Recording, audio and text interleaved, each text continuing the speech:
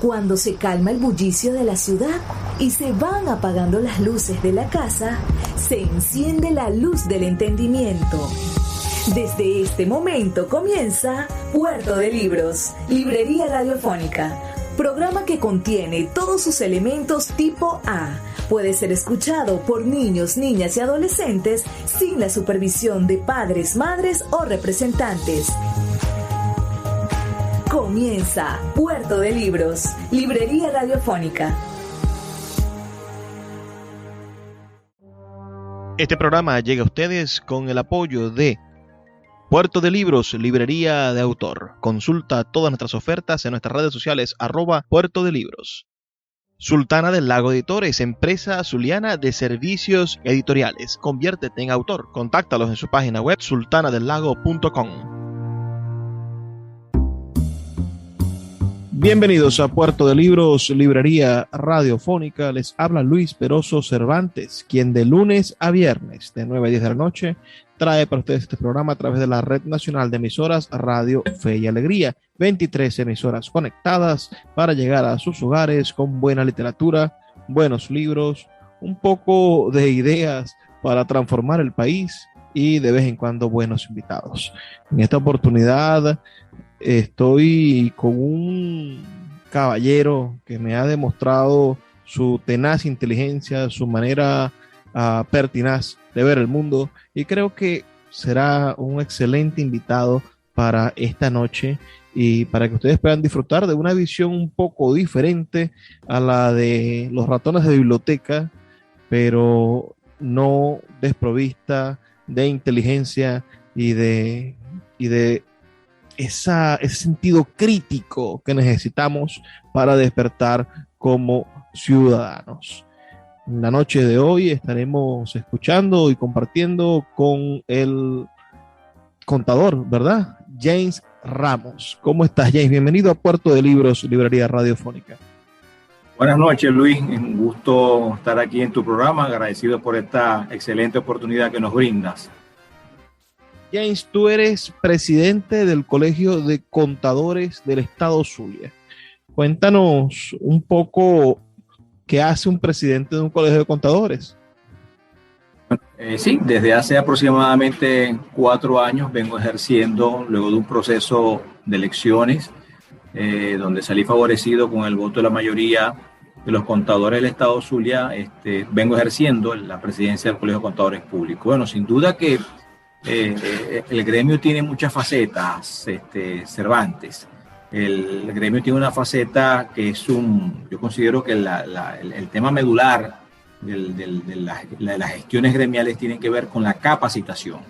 Sin duda que en una economía tan distorsionada como la venezolana, donde existe tantas aristas, cuando hablo de aristas quiero decir que es una economía que tiene temas inflacionarios, tiene temas de monedas funcionales, es decir, una economía donde funciona el bolívar, funciona el peso, funciona el dólar, funciona algo que llaman petro.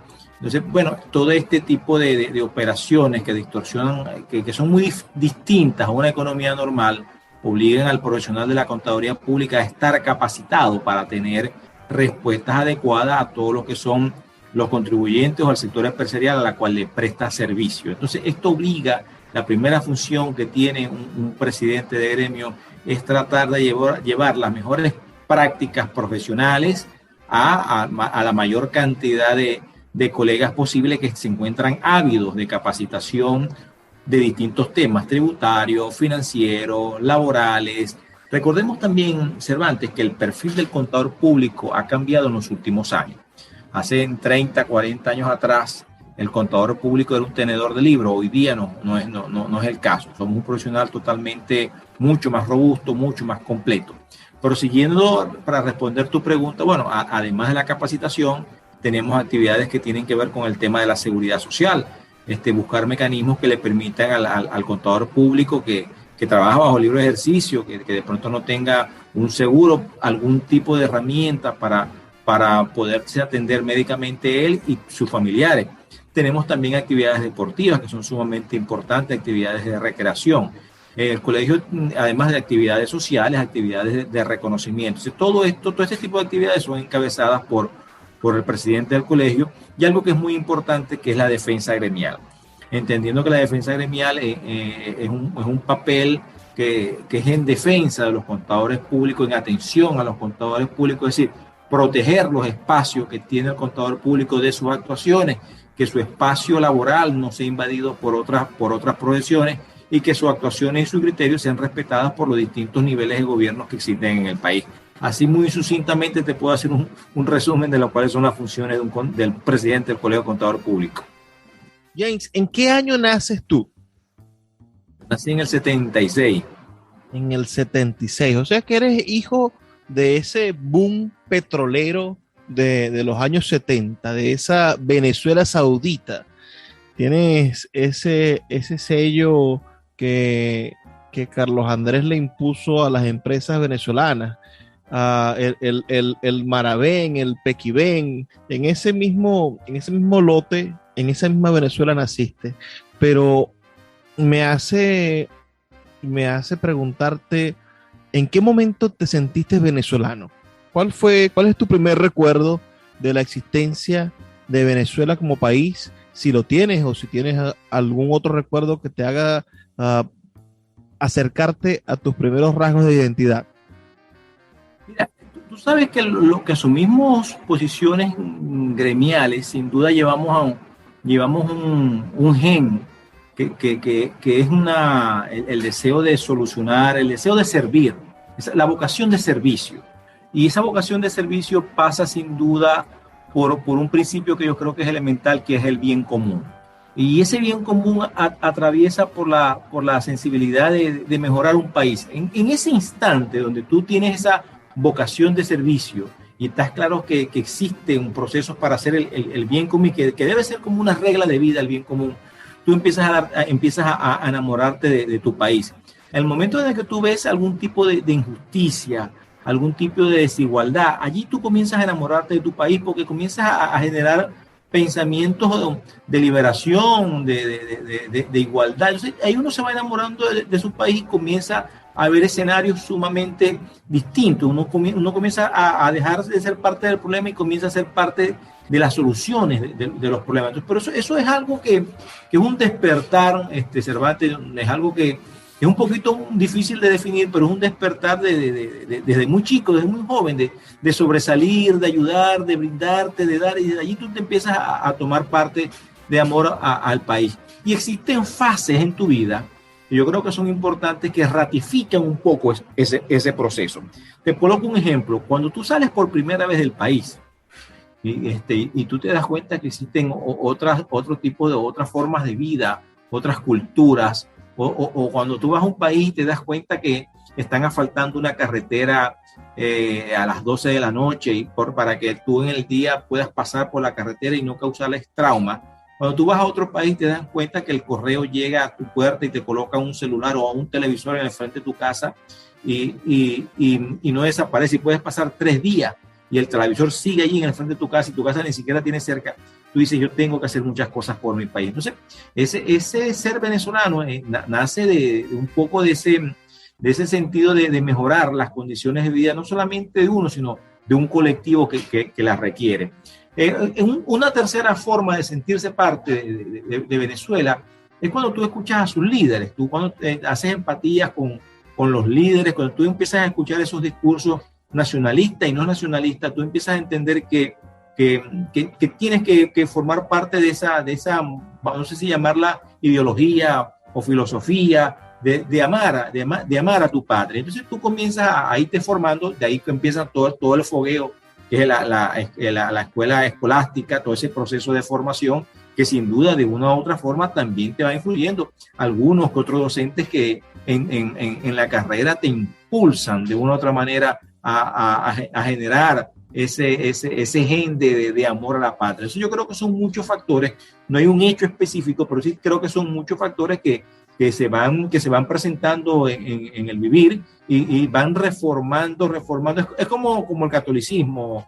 Tú primero te bautizas, después te haces la comunión, luego te confirmas. Bueno, yo creo que así es el proceso de sentirse venezolano.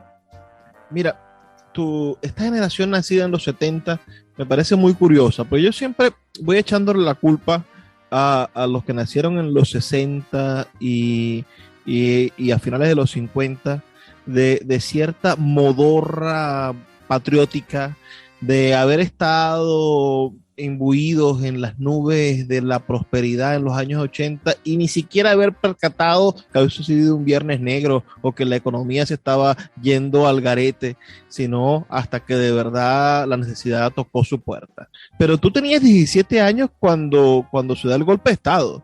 ¿Qué imagen tiene James Ramos, joven venezolano, con un país que se viene desmoronando desde casi sus 15 años con el Caracazo y la crisis política de Carlos Andrés Pérez y después ese golpe de Estado? ¿Cuáles fueron tus imágenes, tus recuerdos o ahora viéndolo en perspectiva, qué pensabas en ese 4 de febrero del 92? ¿Cómo amaneciste con esas cosas? Mira, Cervantes, recuerdo a mi abuela y a mi mamá un poco preocupada, no salgamos a la calle, que hay un golpe de Estado, un susto.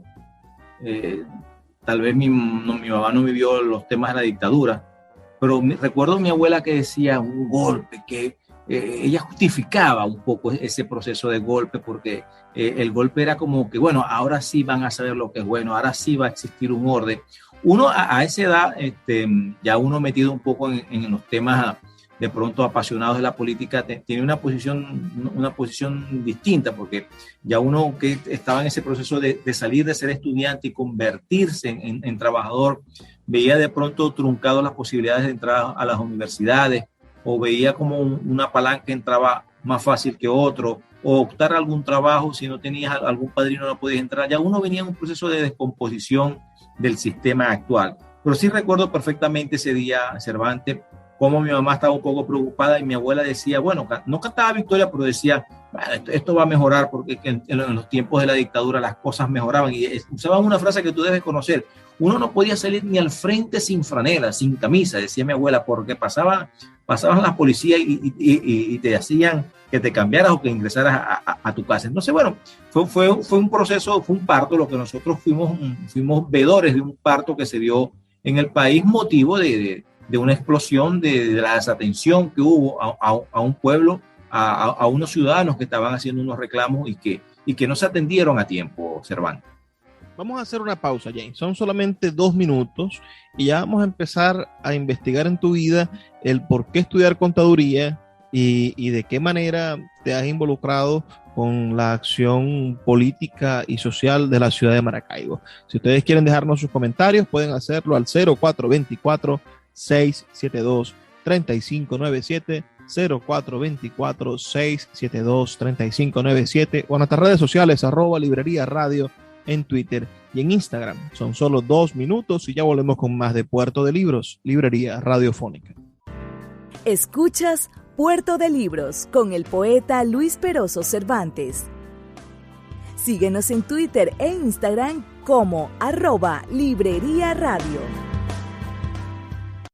Want to teach your kids financial literacy, but not sure where to start? Greenlight can help. With Greenlight, parents can keep an eye on kids' spending and saving, while kids and teens use a card of their own to build money confidence. As a parent, you can send instant money transfers, set up chores, automate allowance, and more. It's a convenient way to run your household, customized to your family's needs, and the easy way to raise financially smart kids. Get started with Greenlight today and get your first month free at greenlight.com/Spotify. La librería Puerto de Libros, librería de autor, ya se encuentra en el Teatro Baral de Maracaibo. Puedes acercarte al maravilloso espacio del café del Teatro Baral y allí vas a encontrar un repertorio gigantesco de libros de nuestra librería Puerto de Libros, librería de autor. También puedes solicitar cualquiera de nuestros títulos a través de nuestra página web puertodelibros.com.be o a través de nuestras redes sociales, especialmente Instagram, @Puerto de Libros en Facebook, Twitter e Instagram. Puerto de Libros, la mayor librería virtual de Venezuela y ahora también en el Teatro Baral, patrimonio cultural de nuestro país. El poeta Luis Peroso Cervantes le acompaña en Puerto de Libros, Librería Radiofónica, por Radio Fe y Alegría, con todas las voces. Seguimos en Puerto de Libros, Librería Radiofónica, esta noche con el contador público, con el presidente del Colegio de Contadores Públicos del Estado Zulia y también secretario general del partido Fuerza Vecinal en la ciudad de Maracaibo, en el estado Zulia, una nueva organización política que creo que puede contribuir de alguna forma a redefinir los problemas que tenemos en este dime y direte de la derecha y de la izquierda, de los rojos y los azules, de aquellos que no se ponen de acuerdo y que parece que están en un diálogo de sordos. Pero ese diálogo de sordos, yo le decía hace unos días a Juan Carlos Fernández en este mismo espacio, le decía, yo siento, estudiando la crisis política venezolana en los años 90, yo siento que el nivel de estancamiento, de falta de configuración, de escucha de las necesidades del pueblo y de la gente, el nivel de desaprensión por los liderazgos y de desección del sistema democrático que se vivió en los años 90, en los últimos 2 años del gobierno de Rafael Caldera, y bueno, y la propia elección de Caldera, que fue una manera de desarticular la política bipartidista y crear el caos perfecto, la tormenta perfecta. Yo creo que ese clima antipartido, antidemocrático, anti tantas cosas y que nos dio tanto daño de los años 90 está ahorita replicándose. Ahorita hay un descontento popular de la gente contra los liderazgos, no importa de qué partido sean, es cierto, estos partidos preestablecidos, todas estas cúpulas de poder, pareciese que la gente ya no creyera en ellas. ¿Tú también crees que estamos como en el caldo de cultivo de algo parecido a lo que pasó en diciembre del 98?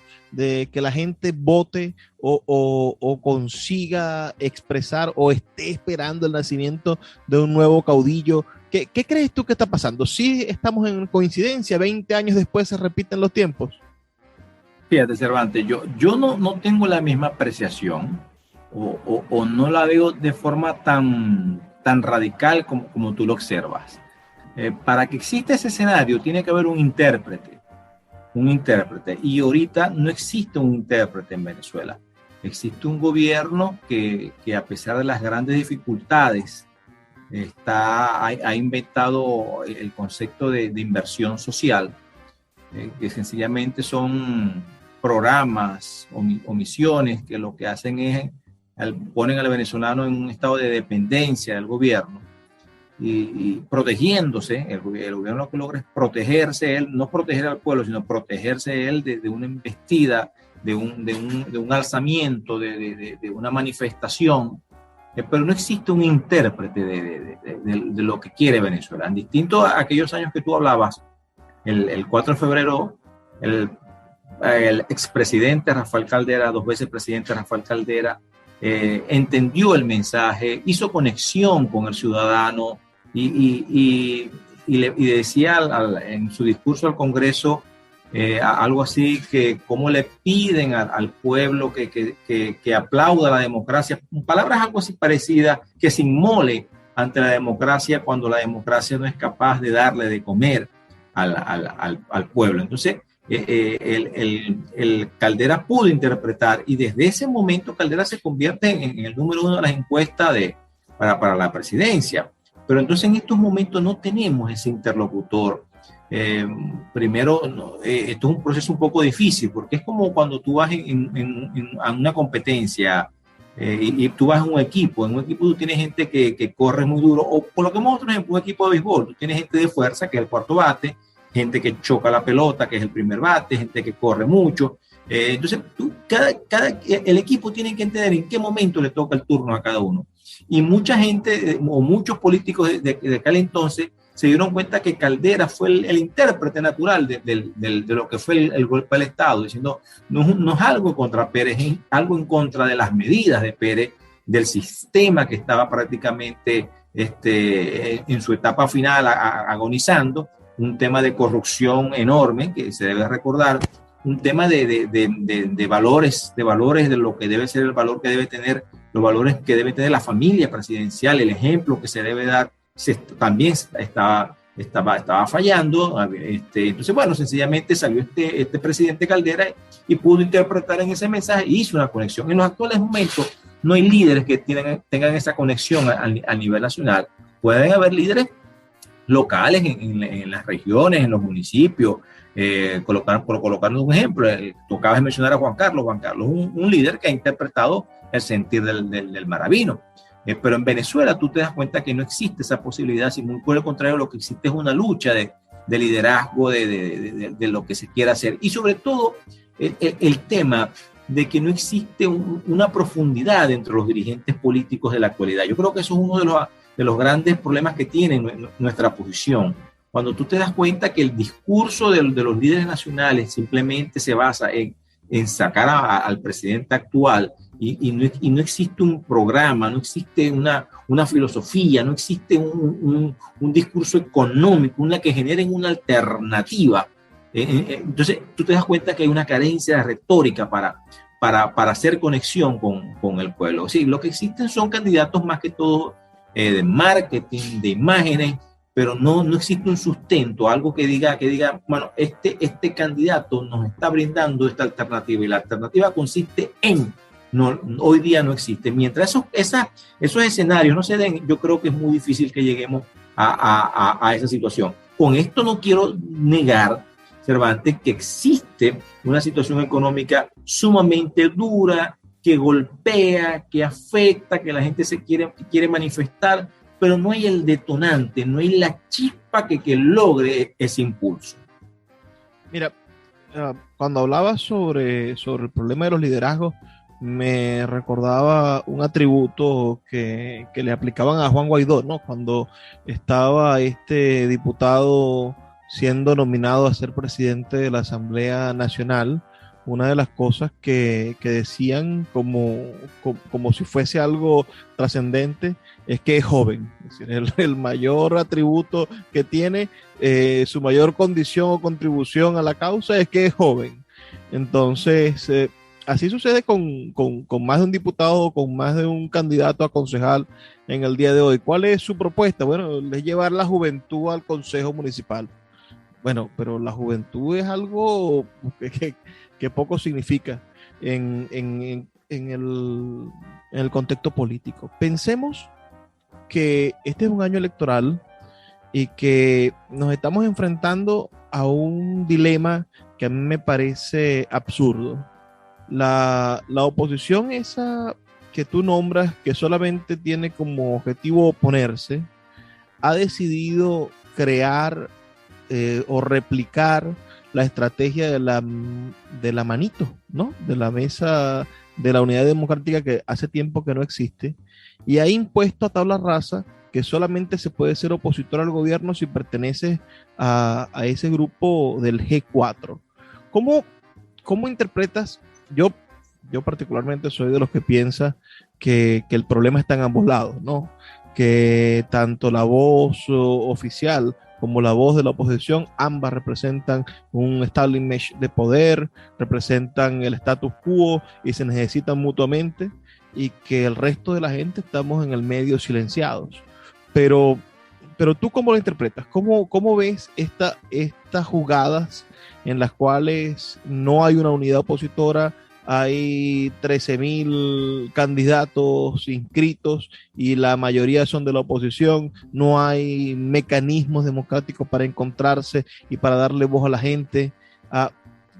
Tú, hoy como líder político que eres en Fuerza Vecinal y en la parte gremial, ¿cómo ves el termómetro de la actualidad política frente a las elecciones del 2021? Sumamente grave, Luis Peroso. Porque no existe, no hay claridad en lo que se quiere. Entonces, Simplemente somos oposición por ser oposición. ¿Sí? Mientras no exista la claridad, mientras tú no entiendas que si tú tienes las bases llenas y necesitas un honrón y tienes que colocar un cuarto bate, estamos sumamente mal en el tema de la política. Si tú no estás claro que en la política tú tienes que avanzar, detenerte, retroceder, ir de un lado, ir hacia el otro lado, si tú no comprendes la estrategia, si tú no comprendes que el ajedrez es un juego de estrategia, no vamos a poder avanzar en el tema de lo que han llamado esta famosa, esta unidad secuestrada, como se está visualizando. Si la unidad simplemente es un proceso de reparto donde no existen, tú usaste un término que me gustó mucho, una reunión de sordos, algo así comentaste ahorita. Entonces, si ese es el esquema, no puede haber avance. Si seguimos trabajando bajo las mismas modalidades, no vamos a tener ningún cambio en los resultados. Sin duda que nos podríamos encontrar en el mes de noviembre con unos resultados totalmente adversos para la oposición, pero motivados o generados por la misma oposición, porque hay un pueblo que quiere participar, hay un pueblo que quiere un cambio, pero no encuentra dentro de la oposición alguien que los ordene, que los reagrupe, y los pequeños líderes que forman parte de un liderazgo global no han tenido la capacidad de entenderse entre ellos y tampoco dar espacio a líneas emergentes. Entonces, sin duda que esto está generando, Cervantes, que en un muy corto tiempo va a haber un tercer factor dentro de la política venezolana. Esto va a explotar es por un tercer factor, una tercera fuerza, porque cuando el de arriba no puede y el de arriba no sabe y el de abajo no puede, nace una tercera fuerza que es la que va a capitalizar este cambio. No sabemos si en el actual momento ya están haciendo esta fuerza, pero ya se está gestando un cambio. Se nota en el ambiente político que se está gestando un cambio que va más allá de la MUC y va más allá del chavismo. Vamos a hacer una pausa, son 2 minutos. Recuerden que pueden enviarnos sus comentarios al 0424-672-3597 con nuestras redes sociales @Librería Radio en Twitter y en Instagram. Escuchas Puerto de Libros con el poeta Luis Peroso Cervantes. Síguenos en Twitter e Instagram como @Librería Radio. My dad works in B2B marketing. He came by my school for career day and said he was a big ROAS man. Then he told everyone how much he loved calculating his return on ad spend. My friends still laugh at me to this day. Not everyone gets B2B, but with LinkedIn, you'll be able to reach people who do. Get a $100 credit on your next ad campaign. Go to linkedin.com/results to claim your credit. That's linkedin.com/results. Terms and conditions apply. LinkedIn, the place to be, to be. Sultana del Lago Editores es una empresa zuliana de servicios editoriales. Nuestro catálogo tiene más de 100 títulos de autores nacionales e internacionales. Además, somos la única editorial que presta servicios de impresión bajo demanda en Maracaibo. No necesitas invertir en grandes tirajes. Tus lectores pedirán tu libro, nosotros lo imprimiremos y tú obtendrás regalías. Por ello, también editamos internacionalmente en Amazon y Google Play Books. Conoce más en nuestra nueva página web www.sultanadelago.com o siguiéndonos en Instagram como @sultanadelago. El poeta Luis Peroso Cervantes le acompaña en Puerto de Libros, Librería Radiofónica, por Radio Fe y Alegría, con todas las voces. Seguimos en Puerto de Libros, Librería Radiofónica, en este tercer segmento con nuestro invitado de la noche de hoy, James Ramos, presidente del Colegio de Contadores del Estado Zulia, secretario general del partido Fuerza Vecinal en el Estado Zulia y candidato a concejal de Maracaibo en la lista de esta alianza que se ha venido a llamar la Alianza de los Independientes en Maracaibo, que está representada por el Partido de Unión y Progreso, Alianza del Lápiz, Fuerza Vecinal, Centrados en la Gente, Movimiento Republicano y el Partido Ecológico. 6 partidos que le han dicho a la mesa de la Unidad Democrática que están cansados de sus imposiciones y de su forma un poco, bueno, no solo un poco, yo creo que de la manera en la que ellos quieren decidir quién es opositor y quién no. Del reparto, porque lo que hacen es un proceso de reparto, Cervantes. Y bueno, también cansados de quienes gobiernan, oponiéndose firmemente a quienes gobiernan el Estado Zulia, porque y todo el país, en el justo derecho de oponernos, que tenemos los ciudadanos, los pensantes, aquellos que tenemos criterios. Recordemos lo que siempre decimos aquí en Puerto de Libros, necesitamos tener esas semillitas del futuro que son el criterio para que usted mismo pueda tomar sus decisiones. James, vienen momentos difíciles para la ciudad, pero ahora que estás involucrado en este proceso y que vas como candidato a concejal de Maracaibo, ¿qué se puede hacer desde un consejo municipal para transformar una ciudad? Regularmente los concejales son una especie de fantasmas o son personajes que sirven para que las señoras que están paradas frente a los edificios municipales les pidan para almuerzo o algo así, pero regularmente el ciudadano venezolano no sabe para qué tiene concejales. ¿De qué puede servir hoy, en el 2021, en el medio de esta crisis moral, política y económica, que elijamos a un concejal independiente? Permíteme diferir en dos cositas, Cervantes. Primero, no es que somos de oposición o poder, no somos una alternativa. Nosotros no nos oponemos, sencillamente creemos, estamos convencidos que las cosas se pueden hacer de otra manera. A mí el término oposición de verdad que no me agrada mucho. Somos unos políticos de alternativa, tenemos ideas totalmente distintas y creemos que las cosas se pueden hacer mejor de lo que se vienen haciendo.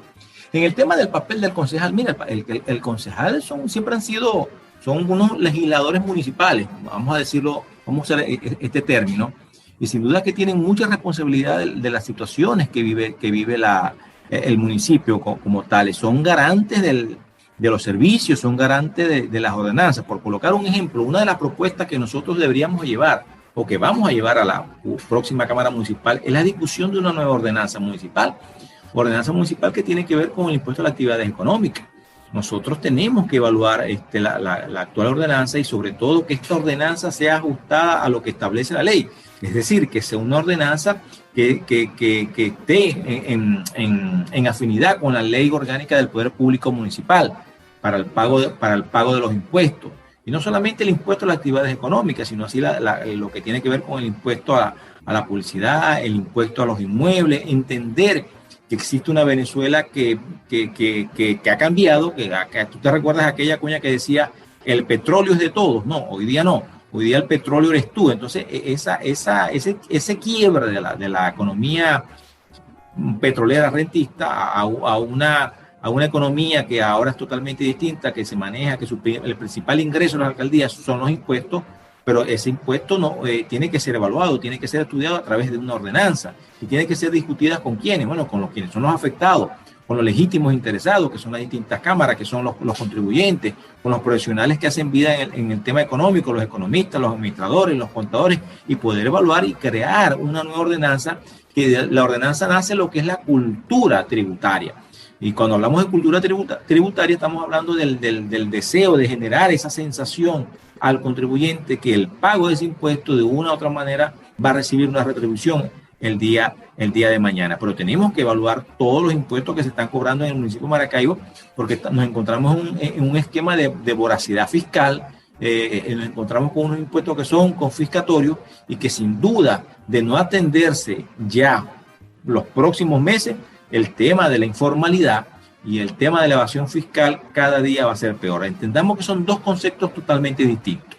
La economía informal es aquella persona que nace informal, crece informal y muere informal. Es decir, que no está acostumbrado a pagar impuestos. Y recordemos que es la parte de la economía que menos aporta o que no aporta nada y que más consume, porque bueno, usa el servicio público de la colección de basura, usa la electricidad y se conecta de forma ilegal. Eso es la informalidad, eso no hace daño, es una competencia desleal para todos aquellos negocios que es formal.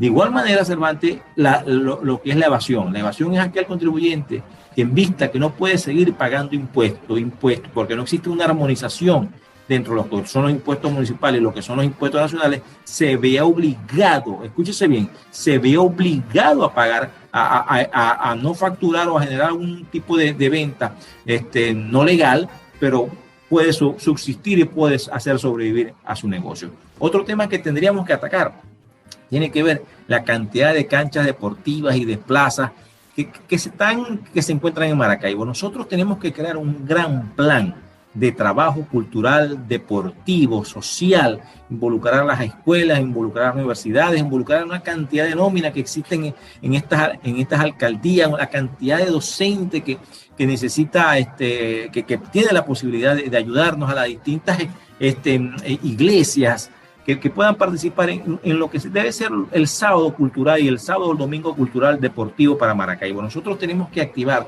todas las canchas deportivas, una actividad deportiva en la mañana, unas actividades culturales en la tarde. Esas actividades recreacionales que necesita el niño deben ser ¿dónde? En los sitios más cercanos a su hogar, en las canchas deportivas, en cualquier plaza que tenga sus condiciones.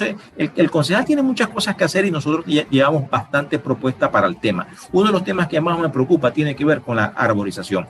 Uno de los planteamientos que nosotros queremos hacer es que se tiene que decretar el día de la siembra de árboles y semillas en Maracaibo. Ese día todas las instituciones, todos los colegios, todas las iglesias, todas las empresas, todos los gremios ese día tienen que salir a la calle a crear un proceso de arborización. Bueno, a sembrar y vamos creando una conciencia totalmente distinta. Es decir, entonces yo siento que los concejales tienen una enorme tarea y sobre todo una tarea también de contralor. Eso es importante, que el concejal sea garante de todo el presupuesto que se ejecute en la alcaldía, sea ejecutado de forma eficiente, y se le dé atención a los problemas medulares que tiene el municipio. Si tú ves que un municipio, por colocar un ejemplo, está colocando alumbrado en algunas plazas, pero si tú no puedes ir a la plaza porque no tienes agua, si tú no puedes ir a la plaza porque no tienes transporte, si tú no puedes visitar la plaza porque tienes problemas de inseguridad, ¿será que la plaza es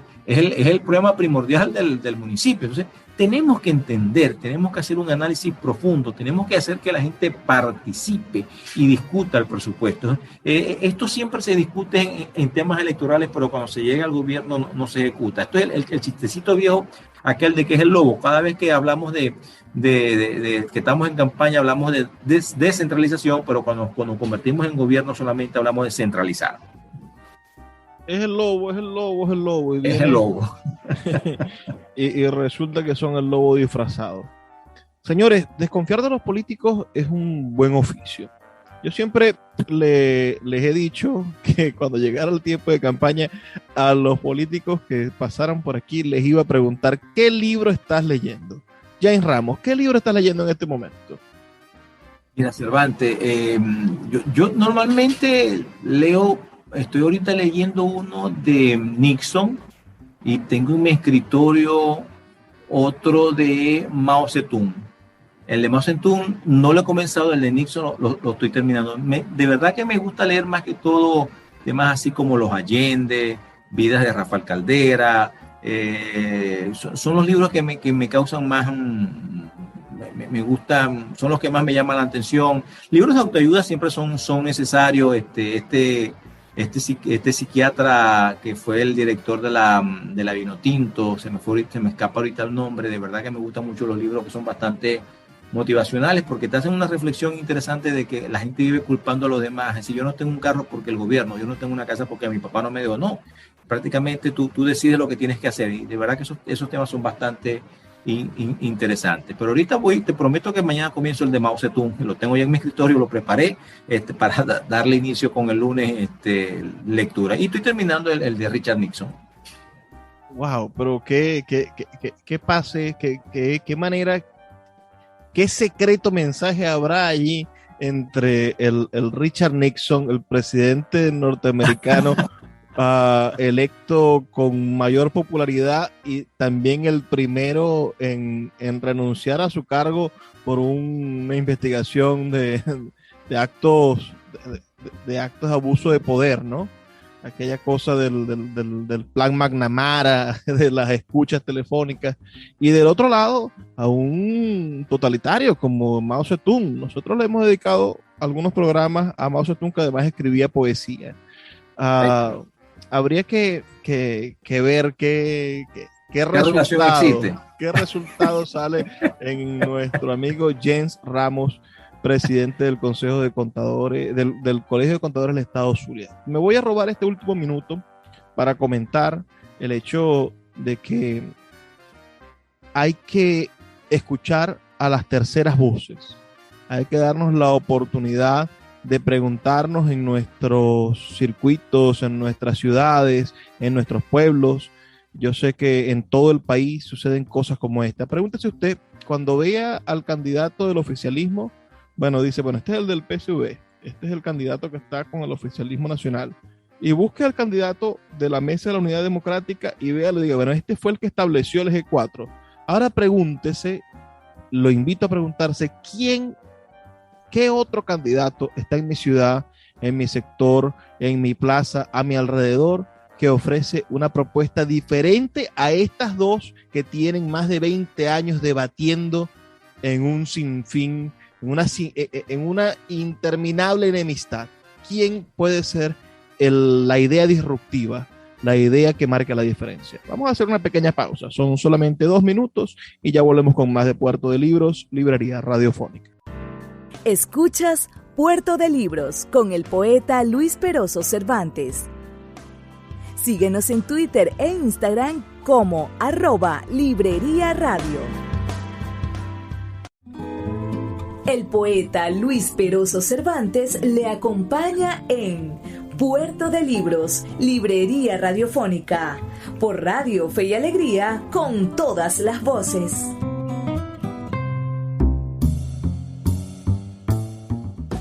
Llegamos al último segmento de nuestro programa de la noche de hoy, pero no se pongan bravos que todavía nos quedan 12 minutos para conversar con nuestro invitado, con Jens Ramos. Jens, me gustaría saber, ¿por qué estudiaste contaduría pública? ¿Por qué no ciencia política o por qué no derecho, que siempre está un poco más allegado a las personas que tienen ese espíritu combativo de la política? ¿Por qué estudiar contaduría pública? Originalmente obedeció a un tema económico, Cervantes. Yo quería estudiar ciencias políticas, en su defecto mi segunda opción era derecho, pero cuando estoy culminando el bachillerato en el Liceo Rómulo Gallego, estoy en tercer año de bachillerato, decidí estudiar bachiller mercantil. Mi mamá me dijo, porque yo soy morocho, nos dijo a mi hermano y a mí, nos dijo, mira, si quieren seguir estudiando después de bachillerato, tienen que ustedes buscar la manera de costearse. Bueno, era un hogar bastante difícil. Mi abuela, mi mamá trabajaba, mi mamá era empleada pública, éramos 3 hermanos. Y como muchos hogares venezolanos, había muchas debilidades, vamos a usar ese término, debilidades de pronto económicas, ¿no? Siempre tuvo presente los valores, la honestidad, el afecto de nuestra madre y nuestra abuela, pero mamá fue muy sincera en decirnos, si quieren seguir estudiando o van a hacer algún otro estudio, tienen que ser ya por su cuenta. Bueno, yo vi la posibilidad de sacar el bachillerato mercantil en el Rómulo Gallego y saqué el bachillerato mercantil y automáticamente hice mi pasantía en algo que se llamaba aquí el Banco de Maracaibo, Banco Hipotecario del Zulia. Hice mis pasantías y ahí pude ver varias contabilidades. Vi contabilidad en tercer año, vi en cuarto año y en quinto año. Cuando estoy en Banco Maracaibo, me realizaron una prueba para un contrato, y cuando hice la prueba, fui también seleccionado como para ser estudiante, ser aprendiz INSE es el término. Fui seleccionado para aprendiz INSE, entonces decidí no firmar el contrato y comencé a estudiar a través del mismo banco y convertirme en aprendiz INSE. Era un año de que te pagaban tu sueldo completo y nos pagaban por estudiar, y luego le prestabas tú un año de servicio al banco. Entonces, para mí eran prácticamente 2 años de trabajo garantizados. Bueno, en ese interín vimos contabilidad básica, departamental, un número importante de contabilidades. Bueno, después que salí de aprendiz INSEE, Cervantes, ¿qué me iba a poner a estudiar si ya había visto como 4 o 5 contabilidades? Bueno, decidí entonces estudiar contaduría, saqué el técnico en contaduría pública en el Pedro Emilio Colp. Luego realicé mis estudios en la Universidad José Gregorio, perdón, en la URBE, en la Universidad Rafael Belloso Chacín. Me gradué de licenciado en contaduría. Luego en la Universidad Rafael Urdaneta hice mi especialización en gerencia tributaria, y en la Universidad de Zulia me falta 2 capítulos de mi tesis para hacer mi maestría en finanzas en la Universidad del Zulia. Entonces, bueno, me vi obligado. Primero fue un tema económico, y segundo, después de haber avanzado en el tema de la contaduría, yo veo que no tenía sentido de volverme a estudiar Derecho o otra carrera, pues ya le había agarrado amor a la carrera. Bueno, una manera quizá diferente de asumir el problema de lo político, porque siempre nos encontramos con el político abogado que nunca ha ganado un caso, sino que son abogados de oficio. Me pasa con el candidato de la MUD de Maracaibo, que le veo el currículo y yo digo, pues este hombre tiene toda la vida viviendo de ser diputado. Fue diputado 2 años del Consejo Legislativo, después 2 periodos en la Asamblea Nacional sin resultados, y uno dice, bueno, pero este hombre ha vivido toda su vida del sueldo de diputado. ¿Cuántas veces habrá ido a juicio siendo abogado? Pero ver la política, o ver la acción social, el trabajo de acción social desde puntos de vista diferentes, es lo que va a permitir contribuir a los cambios, ¿no? Poder decir, pero no nos detengamos solamente desde la ciencia política, sino pensemos cómo puede ver esto un contador que ha llevado empresas, que conoce el dolor de cabeza de un empresario al momento de pagar el impuesto. Cómo pensar en una estructura tributaria que sea favorable, o que pueda facilitar al que va a pagar el impuesto a pagarlo, que no sea un montón de papeles que tienes que entregar, donde vas a gastar más en los papeles que lo que vas a pagar, ¿no? Ese tipo de cosas nos permiten revisar las necesidades de incluir diversidad de profesiones en las relaciones políticas de nuestro país, en la manera en la que nosotros elegimos a nuestros liderazgos. Háblame de tu tesis. ¿Sobre qué trata esa tesis de finanzas? Mira, nosotros, pero permíteme hacer un pequeño comentario, que dejaste algo ahí que me gustó bastante, Cervantes. El tema de que tenemos que profundizar en esos procesos de simplificación de trámites administrativos. Mira, el país tiene un número importante de leyes, Cervantes, de leyes que no tienen, que son letra muerta, como dicen ustedes los escritores, que tenemos que avanzar en ese tema. El proceso de simplificación, los procesos de trámites, los procesos de inscripción, que las ordenanzas tengan más artículos de sanciones que de incentivos, son cosas que no tienen sentido, Cervantes. Entonces, todo esto son temas que son sumamente interesantes y que debemos de darle profundidad en la nueva gestión del burgomaestre, que a partir del 21 de noviembre se inicia. Son temas que tenemos que profundizar.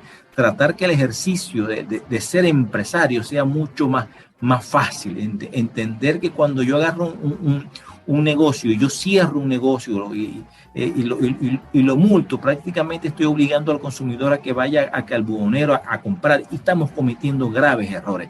Yo estoy de acuerdo con las sanciones, pero con las sanciones que sean financieras, no con sanciones de cierre, y tendríamos que evaluar cuáles son las sanciones que ameritarían un cierre, si viene el caso. Pero los procesos de tramitación que tú acabas de decir, hermano, tienen que ser rápidos. ¿Sí? Los procesos de beneficios fiscales no pueden ser un proceso de trámites, de solvencia, de soporte. No, tienen que proceder de forma automática, directamente a través de la ley. Y nosotros, como gobierno, tener que hacer unos procesos de verificación. Discúlpame, Cervantes, pero tenía que completar ese mensaje tan sano que acabas de hacer en tu intervención.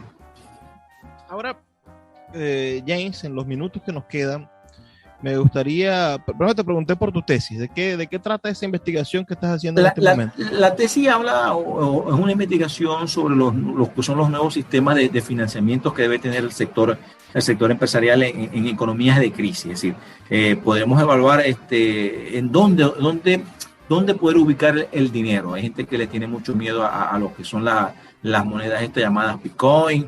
Hay gente que es mucho más atrevida en esos temas. Acuérdate que estamos en una economía que no tiene ahorita el crédito, no existe. Estamos en una economía donde tú puedes colocar dinero en otras monedas, pero que tienen algún tipo de movimiento. Tal vez el dólar en Venezuela sí tiene una depreciación, pero tenemos monedas como el peso colombiano, que tienen fluctuaciones que yo siento que son fluctuaciones que varían a través de una investigación, que varían de acuerdo a la época. Recordemos que Colombia tiene mucho evento turístico, entonces en esos momentos de entrada y salida la moneda también genera un cambio.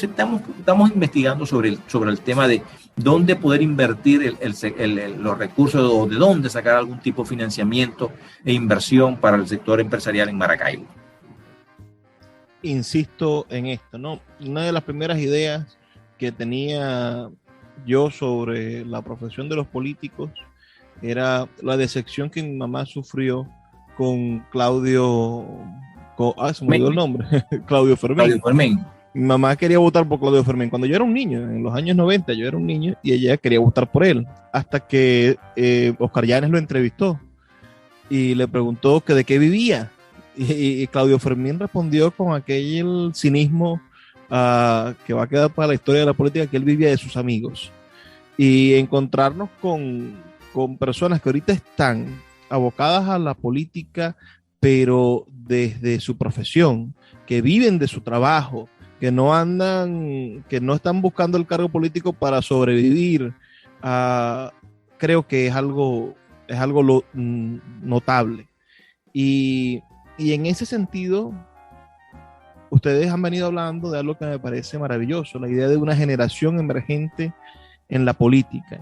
Cuando uno ve las planchas a los consejos municipales de la mayoría de los partidos de la mesa de la Unidad Democrática, de esos 4 partidos del G4, ellos son un montón de políticos de zorros viejos, con una cola larga y canosa.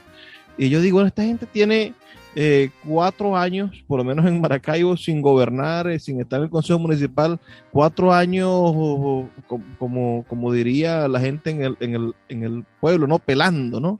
Y están locos por volver a un Consejo Municipal a desarrollar las mismas prácticas que nos han mantenido en la ruina en la que vivimos.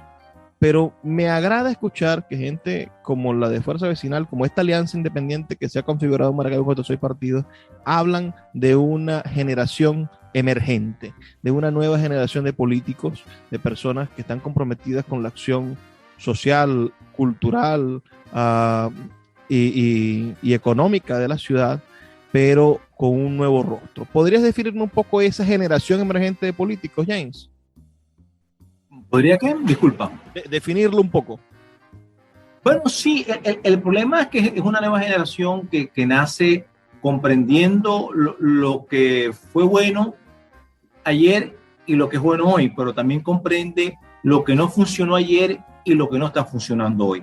Es esa nueva percepción de la política bajo un concepto de ver la totalidad, no ver el fragmento, no sentirnos simplemente izquierdos, sentirnos derecha o sentirnos centro, sino entender que la política varía, que la política cambia en cada instante y que lo que tenemos que ver es la totalidad. Y en esa totalidad tenemos que tener todo un espacio, pero no un espacio para luchar, sino un espacio para encontrarnos, para buscar puntos de encuentro. Ese nuevo político es el que están haciendo, es el político inteligente, que no va a un proceso de discusión, sino va a un proceso de agrupación, de ir sumando voluntades en búsqueda de un mejor bienestar para todos.